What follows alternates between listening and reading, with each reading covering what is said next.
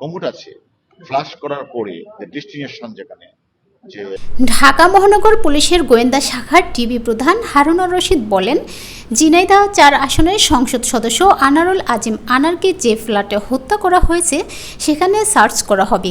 ওই ফ্ল্যাটের টয়লেটের ৩টি কমোড রয়েছে, সেগুলো ভেঙে মরদেহের নমুনা খোঁজা হবে। মঙ্গলবার বেলা 11:30টার দিকে নিউটাউনের একটি ৫ তারকা হোটেলে সাংবাদিকদের সঙ্গে আলাপকালে এসব কথা বলেন তিনি। সংসদ সদস্য আনারুল আজিম আনার হত্যাকাণ্ডে তদন্তের স্বার্থে এখনই সবকিছু জানানো সম্ভব হচ্ছে না বলে জানান হারুনুর রশিদ। এমপি আনার হত্যাকাণ্ডে মামলার অগ্রগতি কী জানতে চাইলে ডিবি প্রধান বলেন, কলকাতার সিআইডি এবং তদন্তকারী কর্মকর্তারা খুবই আন্তরিকতার সঙ্গে কাজ করছেন। প্রথমে তারা যে খালটির কথা বলেছিলেন সেখানে বেশ কিছুদিন ধরে সার্চ করছেন, আজও সার্চ করছেন এবং তারা কাজ করে যাচ্ছেন। পাশাপাশি আমরা তাদের সঙ্গে আসছি।